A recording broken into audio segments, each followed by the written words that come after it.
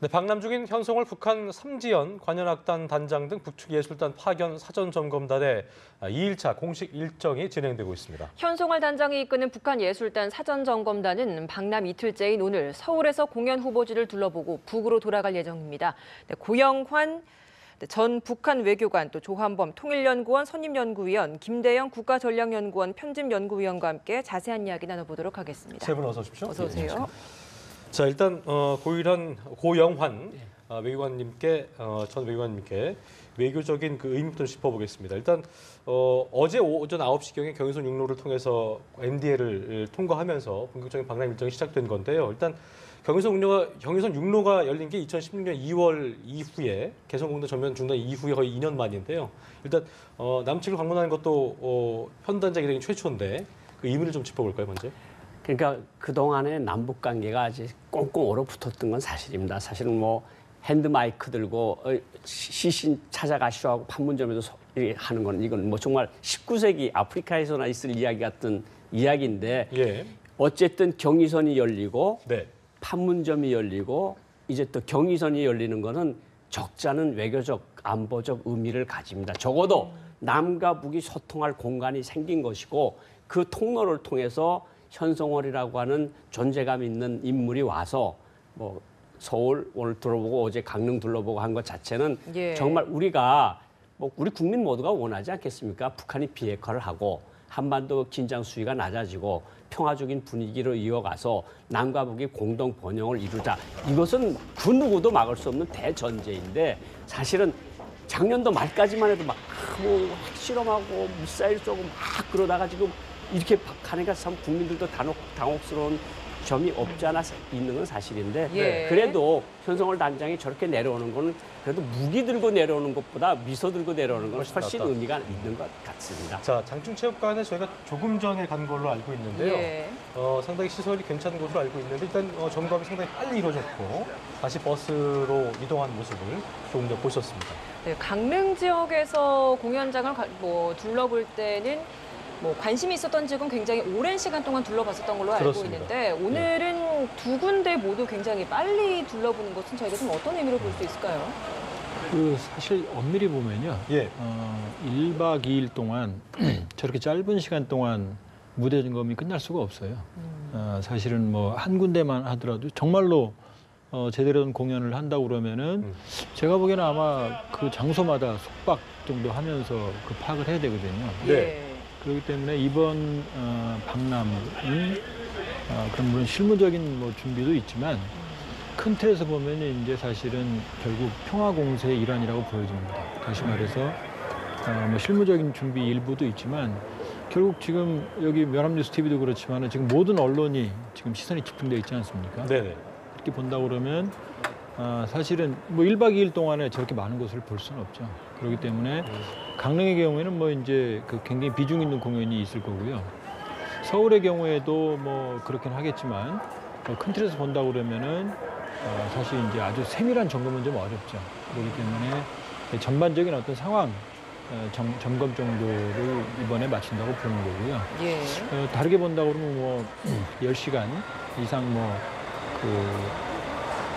이제 지체가 되지 않았습니까? 원래 계획보다. 네. 그때도 그렇지만은 결국 이제 뭐 적어도 저런 행보를 통해서 자신들에 대해서 시선을 집중시키는 데는 뭐 성공을 한 것 같습니다. 그러니까요. 일단 여기도 굉장히 큰 곳인데도 불구하고 어제 강릉 아트센터에서 2시간 반 정도 무대의 음향이라든가 이런 것들을 좀 지켜봤는데 이렇게 짧게 나온 거는 거의 그런 부분들을 뭐 아예 보지 않았다 이렇게 볼 수 있지 않겠습니까? 아무래도 이제 북한 특히 현송월 단장 입장에서는 어떻게 보면 이제 뭐 가수로도 활동을 했고 또 모란봉악단이라든지 이런 것을 통해서 공연에 대한 기본적인 어느 정도 노하우는 있을 걸로 생각이 됩니다. 다만 이제 어제 강릉에 가서 그렇다면 이제 한국의 수준은 어느 정도인가에 대해서 체감을 했을 것 같고요. 그런 부분을 반영해서 아무래도 이제 서울 같은 경우에는 우리나라의 그런 그 무대 수준이라든가 음향 시설 또 조명 장비 등이 굉장히 선진국 이상이기 때문에 그런 부분을 감안해서 좀 빨리빨리 보는 것이 아닌가라는 좀 생각이 들긴 합니다. 이 사전 점검단이 와서 하는 일이 이렇게 장소 점검이나 시설 정비 이런 것 이외에도 좀 실무적인 협의나 이런 것들은 없는지 어떻습니까? 이제 신무대표단에 왔는데 거기 아마 무대 기술자도 있을 거고 이제 예. 기술자들이 다 있지 않겠습니까? 강릉 가서 좀 본 거는 아마 지방이 돼서 그 사람들도 감안을 했을 겁니다. 지방 수준이 낮을 것 같으니까 일단 꼼꼼히 체크를 한 예. 것 같은데 뭐 장충체육관이라든가 국립극장 같은 거는 수준이 정말 이제 위원님 말씀하신 것처럼 수준에 있으니까 뭐 어저께 봤으니까 이 정도 수준이면 잘 돼 있을 것이다. 잘 돼 있을 것이다. 그래서 아마 조금 빨리빨리 진행된 것 같고 뭐 국립극장 가도 막 마음은 국립극장에 가 있을 것 같긴 한데 지금 보는 걸 봐서는 제일 마지막에 보는 거가 국립극장이니까 예. 거기서는 시간이 조금 더 걸릴 수 있겠지만 어쨌든 어제 봤으니까 지방 수준이 이만큼 되고 오늘 장충체육관 봤으니까 이 정도면 공연을 충분히 할 수 있겠다 이런 판단이 있어서 조금 빨리 진행되는 것이 아니냐. 그렇다면 국립극장이 좀 유력하다 이렇게 보시는 겁니까? 뭐 국립극장이 아무래도 남산 잘하게 있고 경호 측면이다 여러 가지 측면에서 또 앞에 호텔도 괜찮은 호텔도 있고 그러니까 아마 마음속으로는 아마 장충체육관이나 아니면 그보다는 또 국립극장이 더 가깝지 않을까 이런 생각이 듭니다. 지금 그 장충체육관의 거의 옆쪽이기 때문에요. 사거리에서 지금 좌회전을 경찰이 경호를 받고 좌회전을 버스 2대가 했고요. 남산자락으로 올라오면서 우측에 이제 좀 보시는 곳에 우측이 국립극장, 해오름극장으로 가는 부분이기 때문에 아마 바로 도착을 하지 않을까 생각이 되고 있습니다. 예. 어제 이제 그 황영조 기념관에서는 한 7분 정도, 10분 정도 머물렀고 그 이후에 강릉 아트센터에서 굉장히 시설이 최첨단인 곳이기 때문에 2시간 반 정도 머무르면서 이런저런 점검을 했다고 하는데 지금 외 위원님의 말을 듣는다면 위원님 보실 때 어쨌든 명수로는 좀 적긴 합니다만 공연 전문장인 이 해오름극장, 국립극장을 선택하고자 하는 어떤 마음이 좀 보관해 둔 걸까요? 어떻게 좀 봐야 될까요? 그렇다고 봐야죠. 왜냐하면 이제 그 공동 보도문에 강릉과 서울에서 공연을 한다고 그랬거든요. 그렇게 본다 그러면 이제 강릉에서는 지금 강릉 아트센터가 매우 이렇게 보이고 예. 그리고 장충체육관은 사실 체육관이거든요.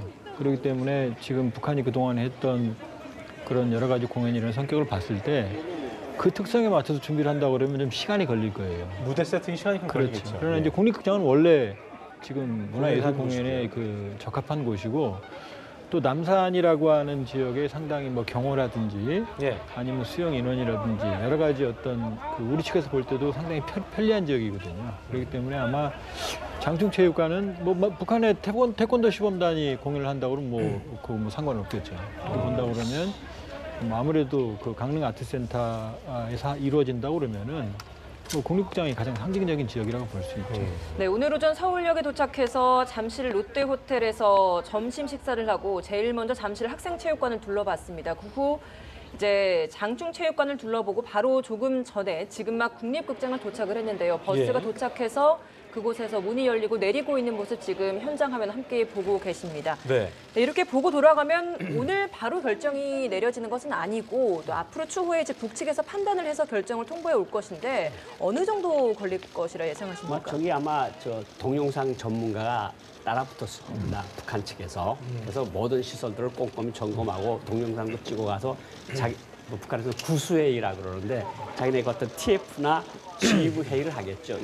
여기는 이런 측면이 있고 여기는 이런 측면이 있다가 예를 들어서 뭐 장충체육관에서는 태권도 시범단 공연을 하고 국립극장에서는 예술 공연을 하고 이런 식으로 이제 확정을 해서 우리한테 이제 통보를 해올 거라고 그렇게 생각이 듭니다. 예술단이 사전 점검을 하고도 태권도 시범단의 공연 장소 또한 이번 이 사전 점검으로 결정을 할 것이다 이렇게 보시는 뭐 저는 그렇게 할 거라고 생각합니다. 왜냐하면 태권도 시범단 그 장소를 섭외하러 다른 대표단이 또 오는 거는 지금 시간적으로 너무 촉박하거든요. 그러니까 예. 이제 뭐 내일도 그렇고 25일 날도 그렇고 많은 사람들이 오고 가는데 그럼 이제 일주일도 안 돼서 열흘도 안 돼서 이제 시작이 되는 거니까 예. 아마 이번에 태권도 시범단은 어디서 하는 것이 좋을까 하는 것도 이번에 아마 같이 볼 가능성이 충분히 있다. 예.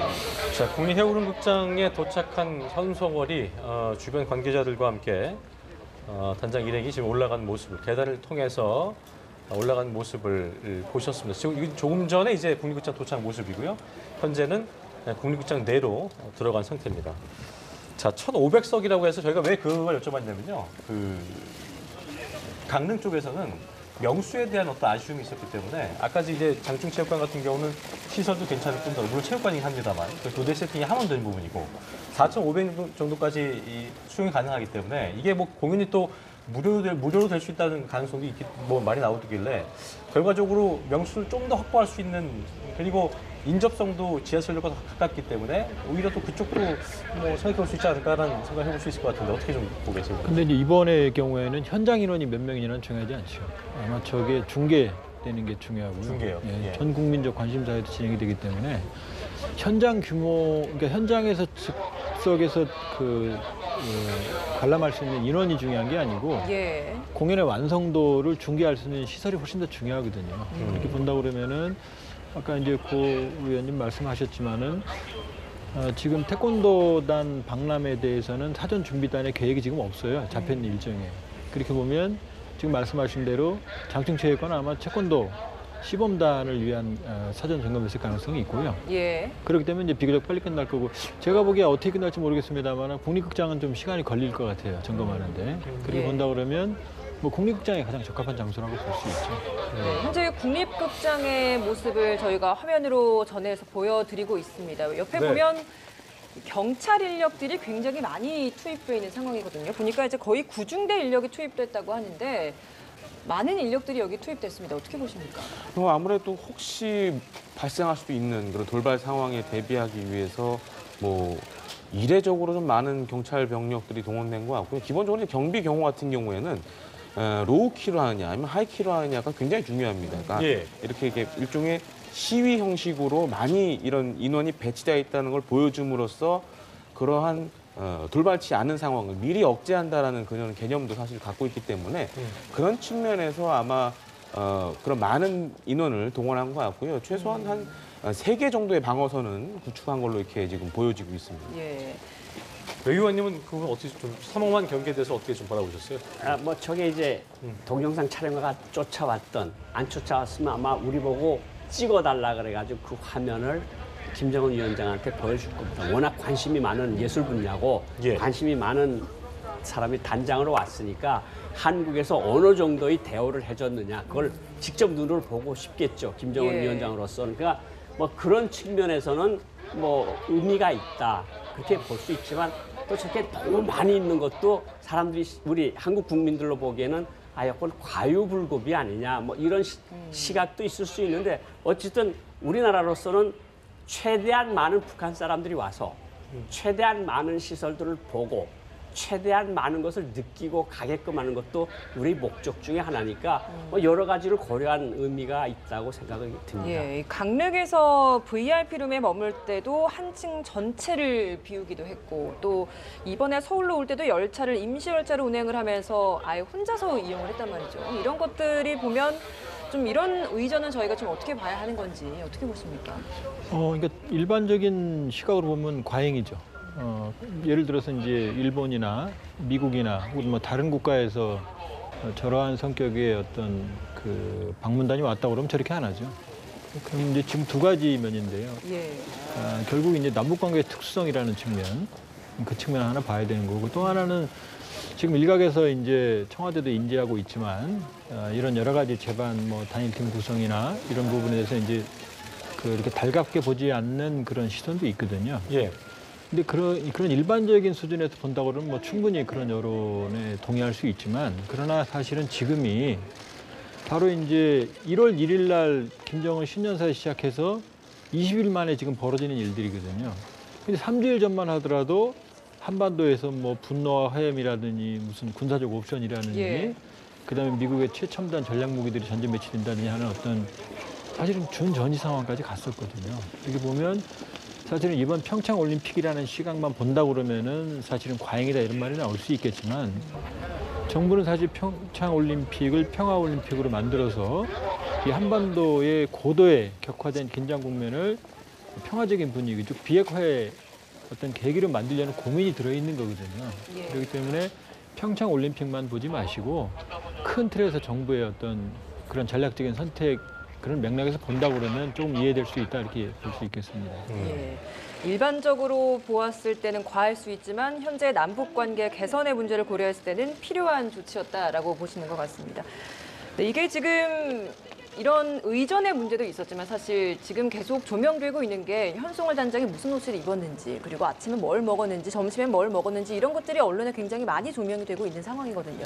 이런 것들을 봤을 때 역으로 좀 반문이 드는 게 과연 남자 대표단들이 사전 점검단이 내려왔을 때도 이렇게까지 관심이 있었을 것인가, 이것도 좀 의문입니다. 아무래도 조금 차이는 있었겠죠. 그렇지만 이제 조 의원님께서 말씀하신 것처럼 한반도가 처한 좀 특수한 상황, 그러니까 막 전쟁이 말이 막 오고 가다가 지금 확 이렇게 돌아선 거 아닙니까?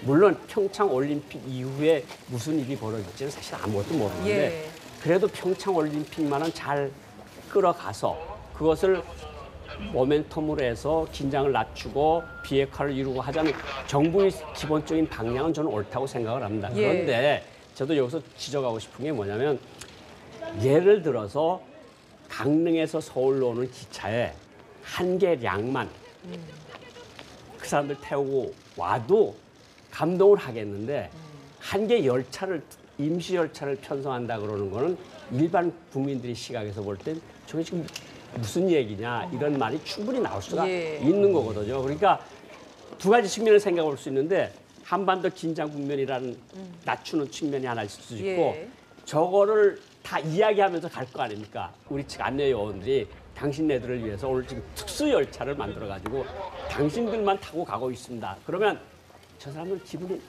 좋지 나쁘진 않을 거란 말입니다. 그러면 저 현송월 단장이 만약 김정은 위원장하고 직접 대화를 하면서 보고할 수 있는 위치에 저는 적어도 있다고 생각을 하는데 이렇게 해서 잘 먹었고 특급 호텔에 들어서 전층에 좋은 대우를 받았다. 특수 열차를 타고 서울까지 왔습니다. 그러면 그거 괜찮네.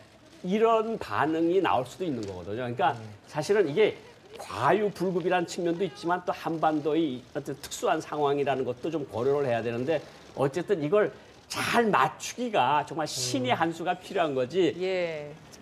그래요. 청와대도 그래서 저희가 아까 고유란 기자 리포트처럼 일각의 비판 여론을 귀담듣겠다고 밝혔는데 이 부분 좀 지켜봐야 할 부분인 것 같습니다. 자, 과거에 이제 공연했던 걸 좀 짚어볼 필요가 있을 것 같은데 이산가족 고향 방문단 그 교환 방문 때 공연한 바가 있죠. 뭐 공연은 여러 번 뭐 남과 북이 서로 왔다 갔다 하면서 했고 사실은 실무적으로 협의를 볼 때 이런 노래는 안 된다. 이런 건 뭐 아주 기싸움이 대단했던 건 사실이거든요.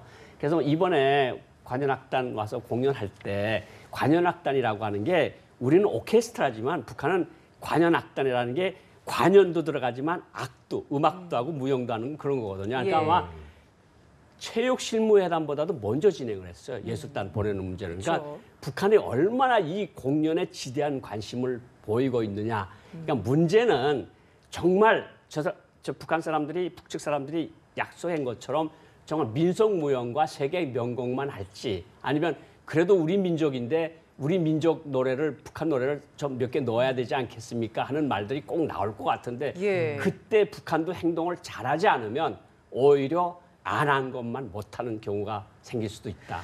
네, 그러니까요. 이 체제 선전 내용이 담기지 않게 하는 게 이제 우리 정부로서도 남은 과제라고 할 수 있을 것 같은데 그렇습니다. 뭐 이런 협의 과정 내에서의 문제는 없을지 어떻게 되고 있습니까? 아마 없을 겁니다. 그건 왜 그러냐면 지금 고 의원님 말씀하셨지만은 지금 북한이 주력하고 있는 건 예술단 공연이에요.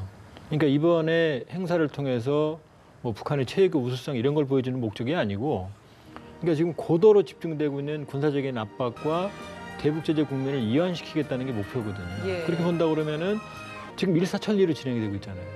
그러니까 굳이 이 판에 여기서 뭐 체제 찬양을 위한 것이거나 2015년 그 베이징에 있었던 뭐 배경화면의 미사일 발사장면 때문에 뭐 철수한다거나 그러지 않을 거예요.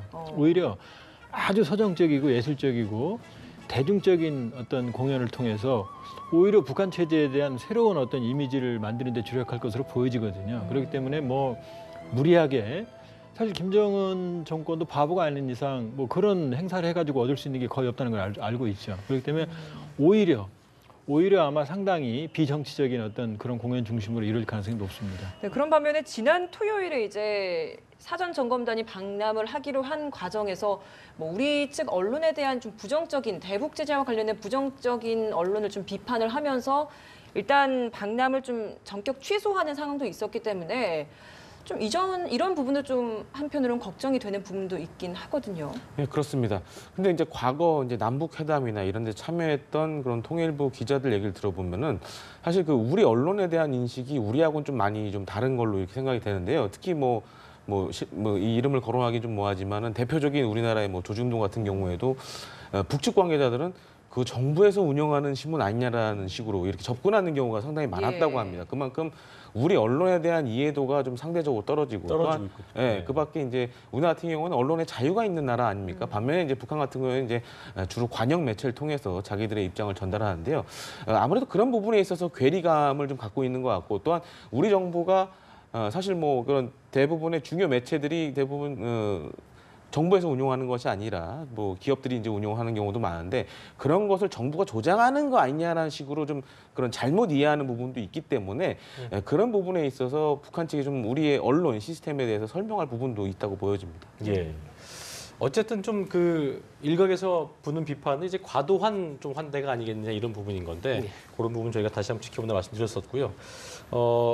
어제 그 현송월 단장이 움직이는 뭐 동선 아까도 뭐 김남현 거 얘기했습니다만 하나하나 좀 이렇게 관심사로 여겨지고 있는데 강릉에서의 환대도 상당히 좀 눈에 띄었던 것 같습니다. 어떻게 보셨는지 좀 말씀해 주시죠. 그러니까 현송월 단장이 그 도라산으로 해서 이제 통일대교로 넘어오면서 아마 강변북로로 왔는지 뭐 강변북로로 왔습니다. 네. 예. 아마 많은 것을 느꼈을 겁니다, 속으로. 네. 왜냐하면 인천 아시안 게임에 왔던 그 고위 관계자, 북한 고위 관계자 3명 중에 1명도 참 많이 변했다, 뭐 이런 이야기를 했다는데 현송월 단장으로서야 뭐 사실은 예술단을 데리고 중국에 한번 나갔다 온 것밖에 없고 국내에 계속 있었거든요. 그러니까 해외 일정을 자주 소화하지는 않았던 그러니까 모란봉 악단이라는 게 생긴 게 얼마 안 됐으니까. 그런데 이제 들어왔고, 그다음에 이제 사실은 북한에서 이제 경강선 KTX라는 게 세계 어디에 내놔도 정말 손색이 없는 기차거든요.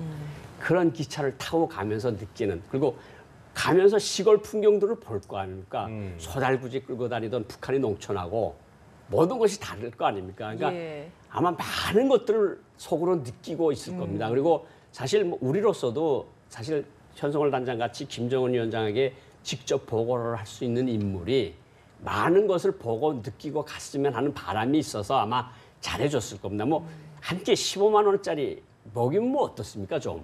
그러니까 그런 거는 저는 큰 문제 삼지 않는데, 예를 들어서 뭐 경찰들이 두 줄로 쫙 서 있다든가 이런 거는 우리 눈에 보기에도 조금 좀 과하다는 느낌이 드는데, 그래도 이것을 그래도 뭐 지금 한반도 긴장을 최대한 낮추고 비핵화로 가자는 게 우리 국민들, 우리 정부의 생각이 아니겠습니까? 그러니까 아마 현송월 단장도 아마 충격을 많이 받았을 겁니다. 문화적 충격도 받았고 정신적 충격을 받았으니까 아마 그게 저는 좀 세심히 좀 봤는데 얼굴에 살짝 묻어나거든요. 어떤 차이가 있던가요? 그러니까 조금 약간 좀 긴장했던 표정도 있고 좀 뭐 처음에는 차분하다고 우리 언론들이 많이 얘기했는데 그 얼굴색을 보면 약간 좀 긴장됐다가 좀 놀라움도 있다가 좀 이런 것들이 좀 교차되는 그런 인상들이 잡히거든요. 그러니까 뭐 저 사람만 그렇겠습니까? 대표단 온 사람들이 다 느꼈을 거고 이제 또 뭐 응원단 오고 태권도 시범단 오고 북한 대표단 오고 그러면 정말 저는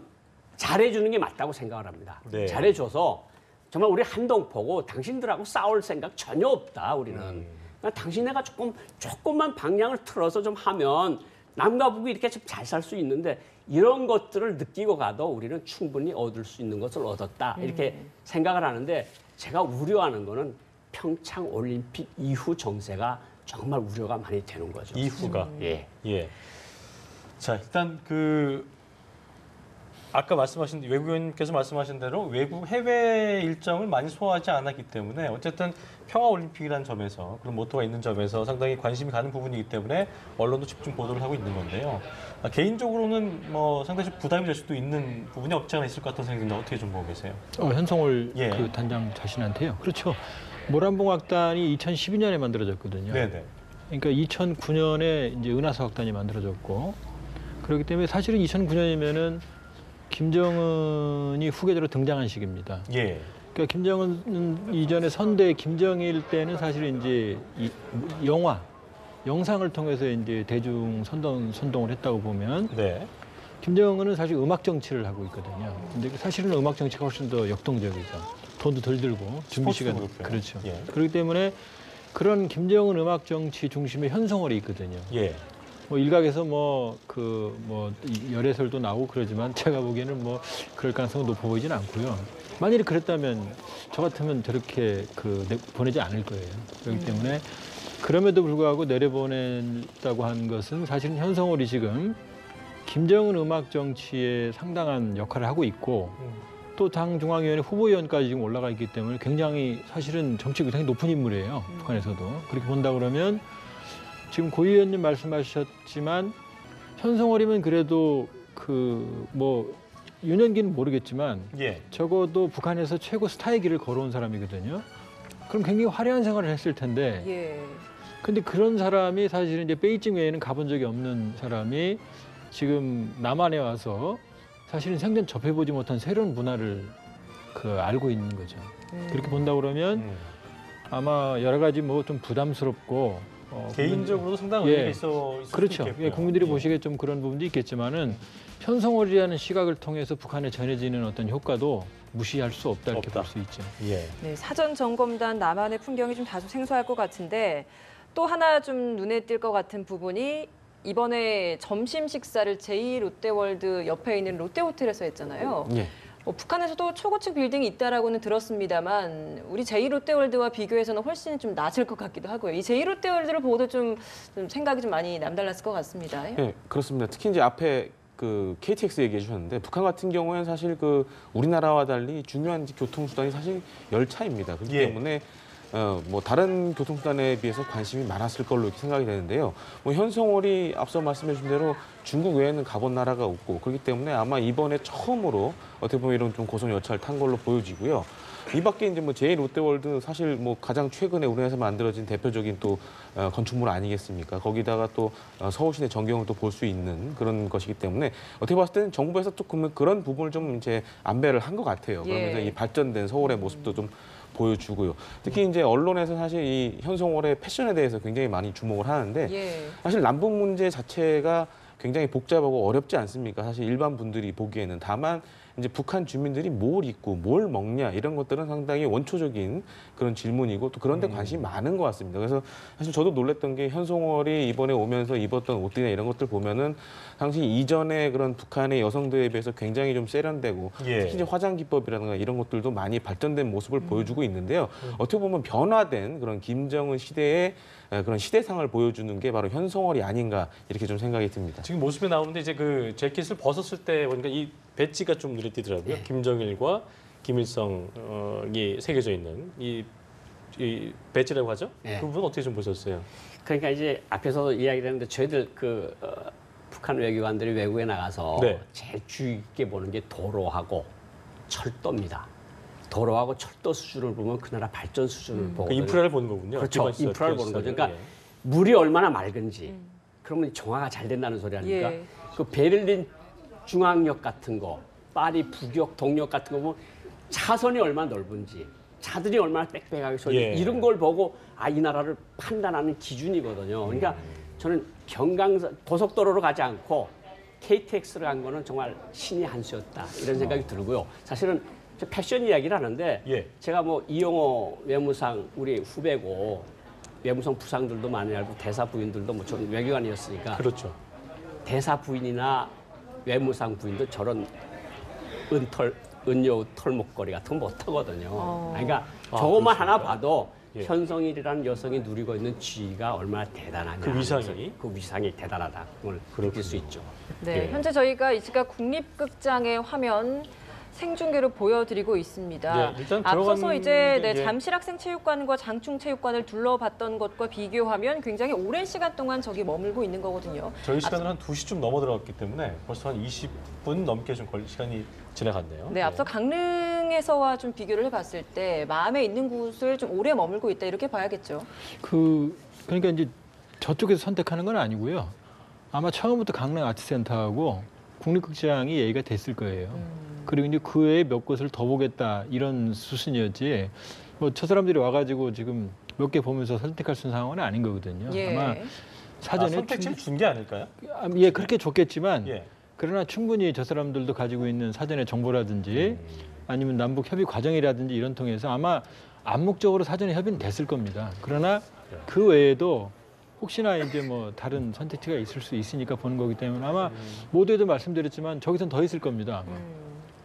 네. 저는 보니까 그 자꾸 명수에 대해서 그 좌석에 대해서 집착하게 되는데 어쨌든 그 부분에 대해서 아쉬운 면을 얘기했다고 해서 저는 혹시나 장충체육관이 리모델링다고 했으니까 그쪽이 유력하지 않을까 생각을 개인적으로 해봤는데 그거는 왜 그러냐면요. 예. 그 우리 뭐 이 질문은 고 의원님이 답하셔야 되는데 북한은 그 실내라 하더라도요. 보통 10,000명, 20,000명 수용하는 데가 많아요.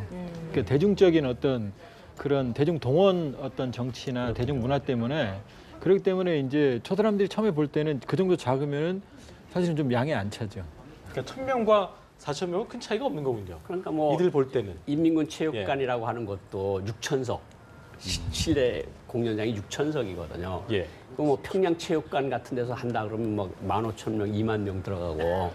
그러니까 저 사람들도 아마 그렇게 큰 데서 음향 시설이 잘 된 데서 하고 싶겠죠. 근데 사실 우리나라는 뭐 그렇게 2만 명씩 채우는 그런 공연을 얼마나 많이 하겠습니까, 1년에. 예. 그러니까 뭐 그런 거는 뭐 크게 개의치 않을 것 같고 일단은 저기 지금 저녁 식사하고 간다는 거 아닙니까? 저녁 식사 장소도 어느 호텔로 예. 정해진 거로 알고 있는데 지금 2시 30분 정도 됐는데 지금 한 20몇 분 지나도록 안 나오지 않습니까? 그러니까 저기서 꼼꼼히 체크를 강릉 하고 있다. 아트셋처럼 할 것 같고 쇼도 거기서 잠깐 쉴 것 같고 이제 뭐 조금 시간이 되면 조금 여유가 있으면 한 5시쯤이나 이렇게 나와서 어느 호텔에 가서 좀 쉬다가 식사를 하고 가지 않을까. 그러니까 좀 안에서 일단은 장충체육관보다는 꼼꼼히 본다는 건 올 때부터 이미 국립극장에 마음을 두고 온 것이 아니냐. 근데 그렇다면은 정부 입장에서 좀 효율적으로 하게 동선을 좀 이제 어차피 실내 체육관을 들릴 게 아니었다면 그 마음에 보관이 되는 곳이 아니었다면 장충체육관 주변에도 뭐 국립극장 이 주변에도 호텔이 많기 때문에 동선을 좀 이렇게 짧게 줄일 수 있지 않았을까라는 생각도 있거든요. 이 부분은 어떻게 좀 보고 계세요? 그렇죠. 근데 이제 뭐 지금 이렇게 하면 선전이니까 바로 앞에 어떤 호텔인지 말씀드릴 수는 없지만 예. 뭐 저기 국립극장에서 걸어서 뭐 5분이면 호텔이 하나 그렇죠. 있죠. 예를 들면 거기도 뭐 준수한 호텔입니다. 네.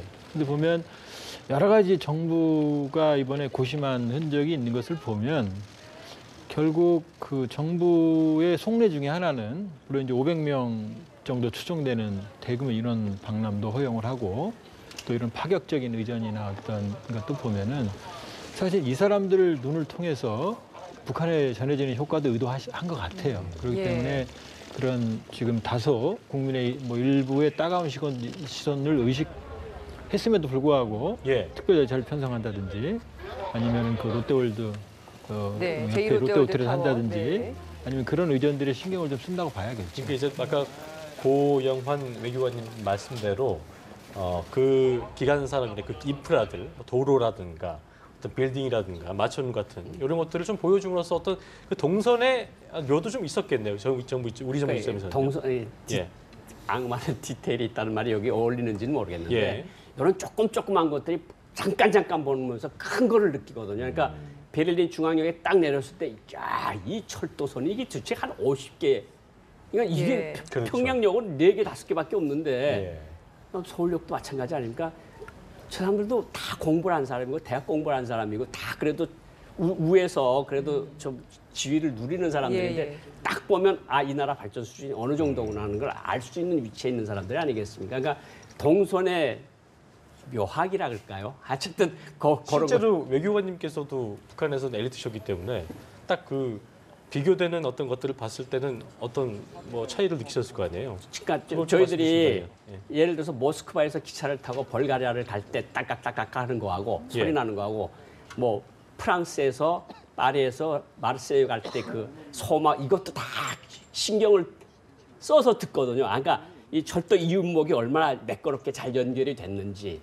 그러니까 저분들도 아마 마찬가지일 겁니다. KTX 타고 가면서 이게 딱딱딱딱 하는 소리도 안 들리고 예. 아주 쾌적하게 빠른 속도로 가고 아마 속도 표시도 나올 겁니다. 뭐 시속 예. 250km면 그걸 안 보는 것 같아요. 다 보는 거거든요. 그러니까 이런 것들은 정말 우리 무기 아니겠습니까? 사실은 뭐 이런 예. 무기라는 표현이 맞는지는 모르겠지만 어쨌든 많은 것을 보고 많은 것을 느끼고 돌아갔으면 좋겠습니다. 네. 예.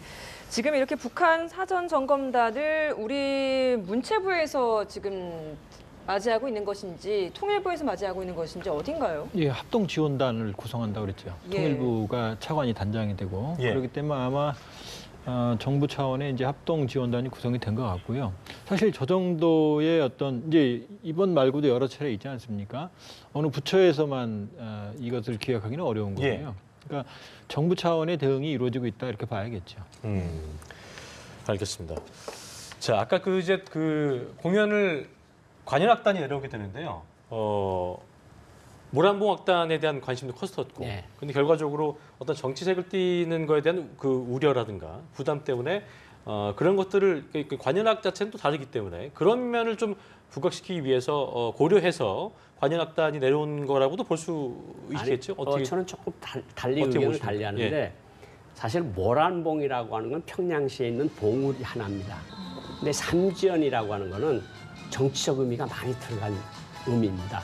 삼지연은 백두산 바로 밑에 있고 삼지연하면 백두산이 연상이 되고 예. 백두산하면 김일성 장군이거든요. 그 백두혈통이고 그리고 아마 아까 조 의원님께서도 말씀을 하셨는데 많은 부분이 그런 관현악, 뭐 아리랑, 우리 같이 할 수 있는 민요, 세계 명곡이 나오겠지만 예를 들어서 삼지연 관현악단이라고 굳이 이름을 붙인 거 보면 조국이 진달래 같은 김일성 항일발치산을 미화하는 노래 같은 거는 우리 사람들이 듣거든요. 북한 전문가들밖에 모르거든요. 예. 조국이 진달래, 우리나라 상가들에도 다 피는 조국이 진달래인데 근데 그 조국이 진달래 그 음악이 쭉 흘러나오면 보통 사람들은 모르는데 저는 이런 것을 해서 한국 사람들이 호응하는 것을 사진을 찍어서 평양에 갖다 돌리면 야, 남조선 사람들도 조국이 진달래를 그렇게 호응을 하네. 이런 것들을 노리는 것이 전혀 안 들어갈 수는 없다. 그러면 저는 북한 예술단이라고 사실 삼지연 악단이라는 것보다도 평양 예술단이라고 하면 제일 무난하거든요, 사실은. 근데 그렇게 안 하고 삼지연 관현악단, 원래 삼지연 관현악단이 없습니다. 만수의 예술단 삼지연 악단인데 그냥 악단인가요? 삼지연 관현악단이라고 이름을 붙여서 이렇게 내려보내는 것도 약간 우리가 좀 잘 아까 남한 장소를 좀 고려한 걸까요? 뭐 의원님? 고려도 하고 어쨌든 우리 사람들이 한국 사람들이 듣건데는 삼지연 백두산 밑에 있는 세 개의 호수가 합쳐서 삼지연이라는데 그게 무슨 큰 정치적 의미가 있을까 하지만 북한 사람들이 보건대는 삼지연 악단 하면 조금 정치적 의미가 있는 거거든요. 그런 그러니까 것도 내부적으로 봤을 때는 큰 의미가 있다고 볼 수 있는 그렇죠. 부분이기 북한 때문에 내부에서 보면 큰 의미가 있는데 한국 사람들한테는 큰 의미가 없다고 느껴질 수도 있는 거죠. 그러니까 여러 것도 이번 이제 평창올림픽 북한 예. 참가를 우리는 전략적으로 이용을 하죠. 네.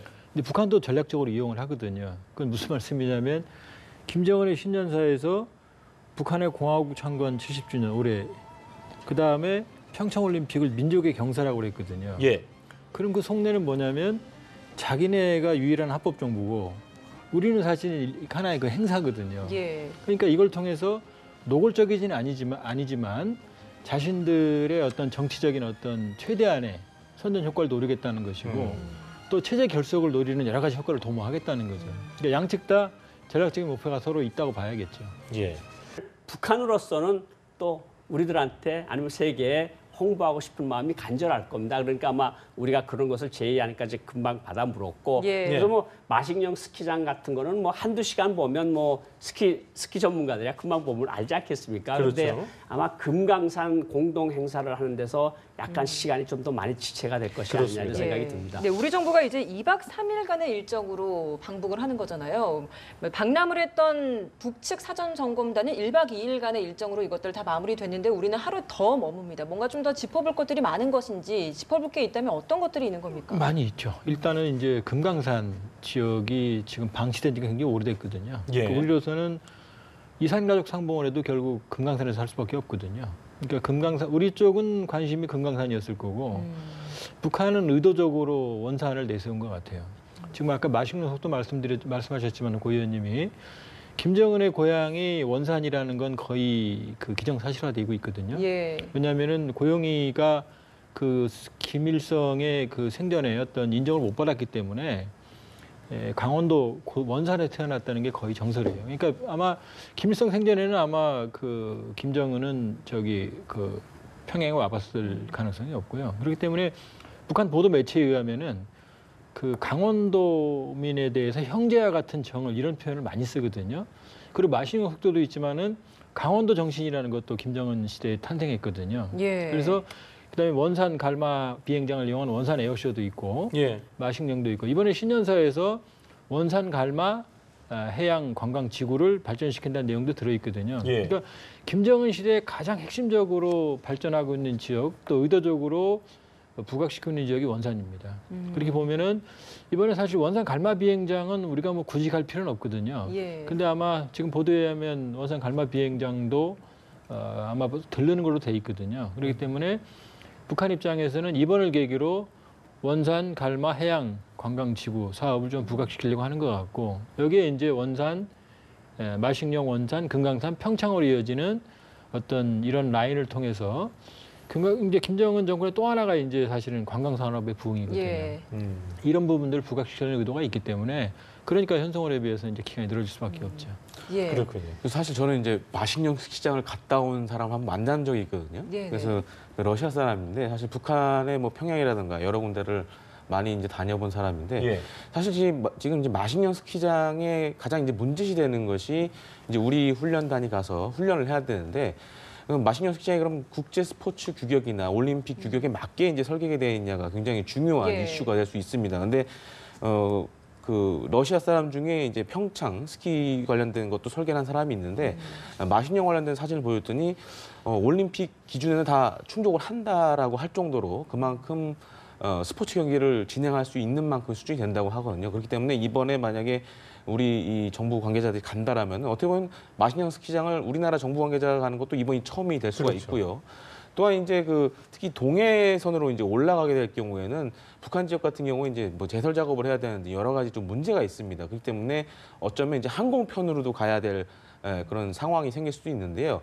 그런 차원에서 갈마 비행장을 가는 게 아닌가 이렇게 좀 추정을 해봅니다. 그래서 그러니까 또 이런 얘기도 있더라고요. 눈 때문에 그런 또 육로가 아닌 항로를 이용할 수도 있지만 마식령 스키장이 동해선 육로의 라인에 있기 때문에 지금 얘기하신 대로 올림픽의 어떤 적합한 그 시설을 갖추고 있는 곳이니까 뭐 급작스럽게 뭐 이런 변화가 있지는 않겠습니다만 어떤 그 평창 올림픽의 공동 어떤 그 화합의 개념으로서 이곳을 좀 이용했으면 하는 그런 바람도 내심 있지 않을까 북한 측에서 뭐 꼭 이용하진 않아도 그 어떤 홍보하는 개념에서 어떤 그런 것도 있지 않겠습니까? 물론 이제 그런 제안을 북한이 한 적이 있어요. 네. 마식령과 평창을 연계하는 예. 그 입지로서.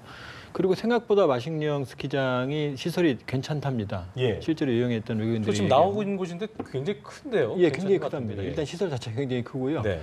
그러니까 김정은의 입장에서는 지금 마식령, 그다음에 원산, 그러니까 원산 에어쇼도 김정은 체제 들어와서 지금 그 크게 부각되고 있는 거거든요. 예. 그러니까 누가 봐도 원산이라고 하는 지역은 김정은의 상징성과 굉장히 부합이 되는 거죠. 그러니까 그럼에도 불구하고 마식령은 지금 수지 타산을 못 맞추고 있거든요. 왜냐하면 근데 지금 뭐 대북제재 국면도 있지만 근데 우리 정부 관계자가 가는 것 자체만으로 또 이 남북한의 선수단이 합동훈련하는 것 자체만으로도 굉장한 선전 효과가 크죠. 예. 그다음에 갈마비행도 역시 마찬가지고. 예, 금강산 문화 공연을 위한 사전 점검도 하게 될 텐데 북한에서 문화 공연을 한다 이게 굉장히 오랜만에 있는 일이기 때문에 큰 의미가 있을 것 같거든요. 예, 그렇죠. 그러니까 북한으로서는 이제 금강산 관광 재개라는 그런 복선도 깔려 있을 거라고 보고요. 예. 이제 갈마 비행장 소리도 나오는데 북한에서 평양에서 원산을 거쳐서 마식령까지 오는 도로 사정이 그렇게 좋지 않습니다. 그리고 우리가 동해산으로 올라가는 그 육로도 그렇게 마식령까지 가는 데가 그렇게 좋은 도로가 아니거든요. 거기 이제 눈까지 오고 영이 많은데 고개가 그 고개 얘기했을 거죠. 예. 고기만 많은데 거기에 이제 눈까지 내리면 오도 가도 못합니다.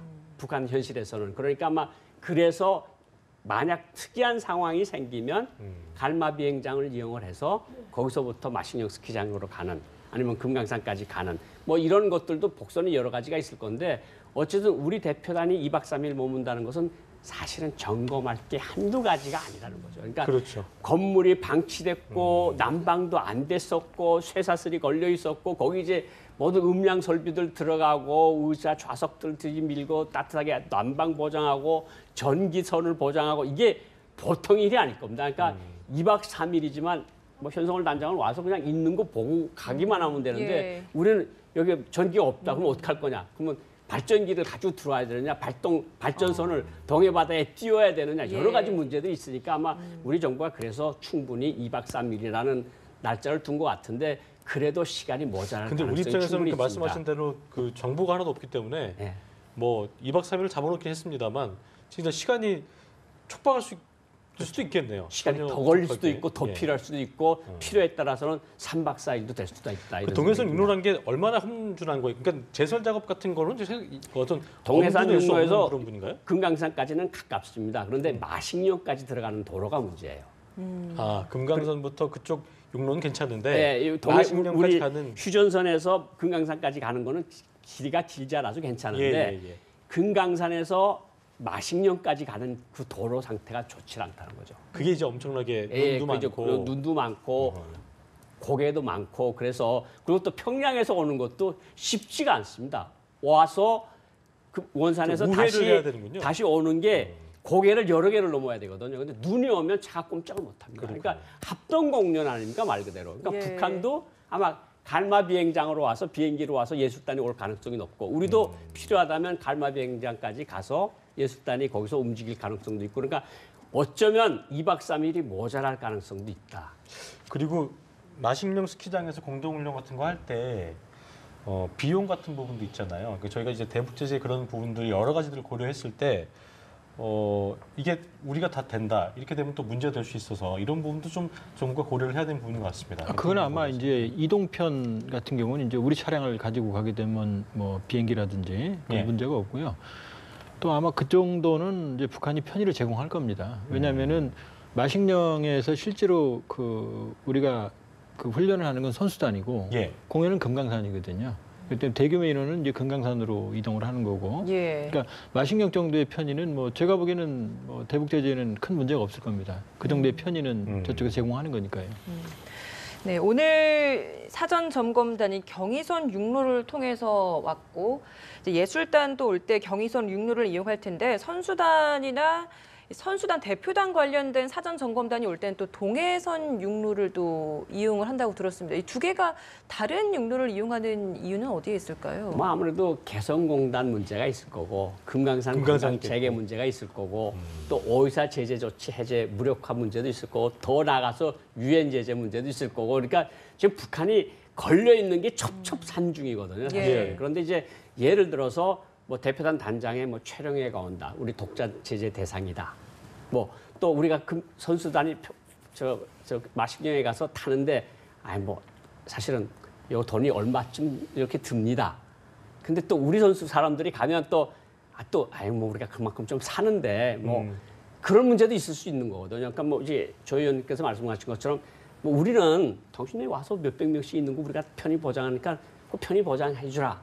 그런 말은 충분히 우리가 할 수 있고 또 해야 됩니다. 그렇게. 예. 그런데 이제 만약에 북한에서 여기 호텔비랑 다 내라 그러면 이게 또 유엔 제재 문제하고도 또 관련이 있거든요. 그러니까 북한이 그렇게까지 째째하게 나오리라고는 생각질 않지만 예. 사실은 여러 가지 뭐 북한이 여러 가지 제안들을 보고 육로 뭐 이렇게 이용하는 거 보고 이러면 이게 결정적으로 개성공단 문제나 금강산 관광 문제나 오이사 제재 조치나 이런 것들을 다 염두에 두고 움직이는 것이 아니냐 그런 생각이 듭니다. 그러니까 결과적으로 뭐 쉽게 쉬운 표현으로 다 된 밥에 뭐 콧바뜨린다 이런 거를 하진 않을 것이다. 그래. 이렇게 저희가 이해하면 될 것 같습니다. 자, 2박 3일 일정으로 그 북한 가기 때문에 또 금강산 남북 그 합동 문화 행사가 열리니까요. 그러니까 나아가서는 금강산에서 관광 재개 쪽으로 또 가지 않겠냐 예상도 나오던데 결과적으로 이 부분은 이제 좀 예민한 부분이어서 정부 차원에서 그렇고 신중하게 접근을 하긴 해야 될 것 같습니다. 이 부분 어떻게 보시는지. 그러니까 일각에서 뭐 벌써 성급하게 남북 정상회담 얘기도 나오고 있는데요. 그렇죠. 예. 지금 냉정하게 생각을 하셔야 됩니다. 뭐냐면 지금 말씀하신 것처럼 서해선, 판문점, 동해선 세 개 루트가 다 뚫렸거든요. 예. 김정은 신년사 이후로 20일 만에요. 그러니까 2007년 14 남북 공동선언 시기로 돌아간 겁니다. 10년 만에. 20일 만에요. 근데 외곽에서는 사실 미국의 입장을 보면 미국 본토에서는 지금 북한에 대한 공격 준비가 차근차근 이루어지고 있어요. 예. 그러니까 대북 제재 국면과 북핵 국면과 지금 남북 관계 국면은 지금 따로 돌아가고 있는 겁니다. 그러니까 평창이라고 하는 이 시간의 유예 기간만 우리가 받은 거지 여기에서 그러니까 정부의 고민은 이거죠. 평창 올림픽을 성공시키겠다라는 그런 고뇌가 엿보이지만 정말로 진정 더 심각한 고민은 뭐냐면 이런 남북 화해의 물꼬를 북미 대화로 연결시켜야 되는 거거든요. 그러니까 만일에 북미 대화로 평창을 북미 대화로 연결을 못 시키고 남북한만에 우리만의 리그로 끝난다 그러면은 평창 올림픽, 패럴림픽 끝나는 직후부터 다시 지난 연말로 돌아가는 거죠. 예. 그러니까 뭐 지금 금강산 재개라든지 개성이라든지 이런 경우는 북한이 비핵화에 대해서 협조적인 태도를 취하지 않는다 그러면은 요만큼도 정말로 우리의 카드로 들고 있어야 되는. 예, 그러니까 아베의 표현대로 뭐 쓰고 싶지는 않지만 1mm도 움직일 수 있는 여지가 없어요. 그렇기 때문에 지금 이 국면을 통해서 정부가 이제 일각의 따가운 시선에도 불구하고 이렇게 공을 들이고 있는 이유는 이렇게라도 해서 북한을 비핵화로 끌어내겠다는 겁니다. 그렇기 때문에 이게 안 된다 그러면은 나머지 남북 관계는 모두 스탑이 되는 거죠. 근데 이제 그 이후에도 말씀하신 대로 비핵화에 대한 어떤 언급이 없고 본인들도 1mm도 못 움직이겠다는 입장 나왔을 때는 절대 어떤 더 진전된 이외의 어떤 대북 사업 쪽으로는 저희도 우리 정부 입장에서 다시 돌아갑니다. 지난 연말로 다시 돌아가고요. 오히려 키리졸브 훈련이 즉각적으로 재개될 것이고 제가 보기에는 대규모로 시작될 거예요. 그리고 예. 군사적 압박도 더 강화될 거고 그러면 북한은 핵실험과 미사일, ICBM 발사로 대응을 할 거고 그렇기 때문에 지금 아까 고 의원님도 말씀하셨지만 이제 평창은 됐어요. 뭐 어떤 형태든 그림이 나올 겁니다. 이제 평창 이후를 고민할 때죠. 우리 김 의원님은 평창 이후에 예. 중요한 얘기 해주셨는데요. 예. 일단 뭐든지 좋은 것도 급하면 체할 수 있는 법이 있기 때문에 상당히 그런 부분들도 정부가 일단 국내 정서도 그렇게 있고 여러 가지를 고려해야 할 텐데요. 어떻게 보시는지 생각해주세요. 사실 이제 우리 입장에서는 어차피 평창 같은 경우에는 뭐 남북한 모두 평화 올림픽으로 가겠다는데 큰 틀에서 합의를 한 상황이기 때문에 예. 그야말로 돌발 변수가 없다라면은 뭐 올림픽 자체는 굉장히 성공적으로 진행이 될 것 같습니다. 근데 문제는 뭐 앞서 말씀해 주셨지만은 평창 이후가 사실 문제입니다. 지금 그렇기 때문에 남북 대화에서 굉장한 많은 결과물들을 단기간 내에 그것도 한 몇 개월 내에 쏟아내지 않는다면은 예. 예를 들어서 이제 지난번 남북 고위급 회담에서 북한이 핵과 미사일에 관해서는 우리와 대화하지 않겠다라는 지금 입장을 보이고 있는 상황인데 예. 반면에 우리는 이제 남북 대화를 잘해서 이것이 북미 대화로 가겠다라는 그런 전략적 선택을 하고 있는데 이것이 자칫 엉클어지기 시작하면은 그야말로 뭐 3월 말이든지 4월 초든지 정상적으로 이제 한미 연합 훈련이 재개되고 특히 이제 올해 같은 경우에는 짝수년 같은 경우에는 사실 미측 주도로 하는 그런 경우가 굉장히 많았습니다. 그래서 예. 대규모로 할 그런 가능성도 높고요. 반면에 이제 그 이전 정부 때도 이 남북 대화의 조짐이 있을 때는 우리는 굉장히 로우 키로 진행하려고 하고 반면 이제 미국 측에서는 굉장히 하이 키로 진행하려고 예. 해서 엇박자가 났던 적도 있는데 올해도 사실 좀 그럴 가능성이 있어서 만약에 남북 회담이 북미 회담으로 이어지지 못한다면은 또 한 번 좀 그 위기 섞인 한반도의 시간이 오지 않을까라는 좀 조심스러운 전망을 해봅니다. 예. 네, 미국이 이제 태평양 연안에서 지금 역대급 전력을 전진 배치하고 있다라고 지금 이야기가 나오고 있는 상황이기 때문에 이런 것도 지금 남북 관계 대화가 뭐 틀어지거나라는 상황을 대비해서 이렇게 전진 배치를 하고 있는 것이라 볼 수 있는 것인지 이건 어떻게 저희가 파악을 해야 되는 겁니까? 사실 이제 실질적으로는 뭐 그동안 이제 순환 배치 기간이 돼서 뭐 전력들이 지금 계속 순환 배치되고 있는데요. 네네. 문제는 이제 앞서서 말씀드렸지만은 올해 같은 경우에는 미군 주도로 이제 훈련이 이루어지게 됩니다. 그렇게 예. 되면은 이전보다 우리 측 주도를 했던 때보다 미군의 그런 전략 자산들을 가용할 수 있는 그런 능력이 더 많아지기 때문에 북한 입장에서는 굉장히 또 이런 것에 대해서 민감하게 반응하고 특히 이제 남북 군사회담이 어떻게든 열리게 된다라면은 북한이 들고 나올 수 있는 카드가 사실 지난해 같은 경우에 우리가 미국 측의 전략 자산의 주기적인 그런 정례적인 전개를 요구를 했는데 그런 부분에 대해서 걸고 넘어질 가능성이 굉장히 높습니다. 그렇게 될 경우에는 남북 관계뿐만 아니라 북한 핵과 미사일 문제도 이제 같이 문제가 될 수 있기 때문에 사실 우리 정부 입장에서는 지금 이 남북 간의 좋은 흐름이 있을 때 뭔가 결과물을 빨리 만들어야 된다라는 그런 문제가 있습니다. 외교관님 보실 때는 해법이 아까 먼저 말을 하셨기 때문에 그 올림픽 이후에 우리 정부의 스탠스가 어떤 식으로 이루어져야 될 것이고 어떻게 대책을 좀 세워야 된다고 좀 보고 계세요? 그러니까 뭐 패럴 올림픽이 끝나는 시점에서 네. 남북 고위급 당국 회담이나 아니면 고위급 장성급 회담이든가 이런 걸 빨리 열어서 북한의 의도를 빨리 파악을 하고 또 북한에 우리가 전할 메시지들이 분명히 있거든요. 예. 그러니까 지금 한반도 정세가 녹록지 않다. 당신들이 생각하는 것처럼 그렇게 쉬운 정세가 아니다. 이런 것들을 정확히 이해를 시키고 어떻게 해서든지 이 평창 올림픽의 좋은 분위기를 뭐 작게는 이산가족 상봉으로 연결시키고 크게는 육자회담이나 미북 회담으로 연결시켜서 북한이 비핵화에 그래도 지금 비핵화의 비읍자도 꺼내지 못하게 하고 있는 게 현 상황인데 정말 북한이 정말 당신네들이 움직이지 않으면 정말 한반도 위기가 굉장히 고조될 가능성이 높고 그러니까 당신들이 좀 성의를 보여라는 정도까지만 갖다 놔도 평창 올림픽은 우리가 대접한 것 이상의 큰 성과물을 얻을 수 있는데 북한이 또 그때 발끈해가지고 훈련을 하지 말아라. 훈련 연구를 중단해버려라. 우리 길 계속 가겠다 그러면 정말 그 후폭풍이라는 거는 대단하겠죠. 그리고 미국은 미국대로 화가 날 거고 또 주변 나라들도 주변 나라들대로 올 거고 우리나라 국민들은 또 국민들대로 도대체 우리가 뭐 한 거냐 이런 말이 나올 수 있는 가능성이 충분히 높거든요. 그리고 미국 조야의 분위기가 그렇게 녹록치가 않습니다. 지금 상황이 제가 작년 말에도 미국 사람들 만나서 이야기를 해보면 우리가 한두 번 속았냐 북한에. 이 학습 효과가 있거든요. 이걸 순수하게 바라보지 않고 있다는 거죠. 순수한 이게 이제 정말 당신네들 너무 순수한 우리 그렇게 너무 순수한 거 아니고 우리가 더 잘하는 거 아니냐. 우리가 이걸 잘 해보겠다는 건데 이걸 해서 연결을 시켜서 비핵화로 가겠다는 게 우리 뜻이다. 그래도 아니 그거는 당신들 생각이고 북한은 비핵화에 정말 조금도 0.0001mm도 움직이지 않겠다는 게 김정은의 입장인데 그건 어떻게 할 거냐 이거거든요. 그렇군요. 사실은. 그러니까 사실 3월 말 4월 달 이후에 한반도 정세가 걱정이 많이 되는 건 사실이에요. 여러 가지를 정부가 좀 고려해야 되는 상황인 것 같습니다. 네, 오늘자 이제 신문을 보니까 워싱턴 포스트에서 이런 말을 했다고 합니다. 한반도 운전석에 앉아 있는 것은 김정은 위원장이고 조수석에 문재인 대통령이 앉아 있고 트럼프 대통령은 오히려 뒷좌석에 앉아 있는 것 같다. 이런 비판적인 시각이 이제 앞으로 있어서의 대북 관계를 어떻게 풀어 나갈 것인지를 좀 뭐 해결해 나가는 거에 따라서 이런 것들이 판단이 좀 많이 달라질 것 같은데 어떻게 보십니까?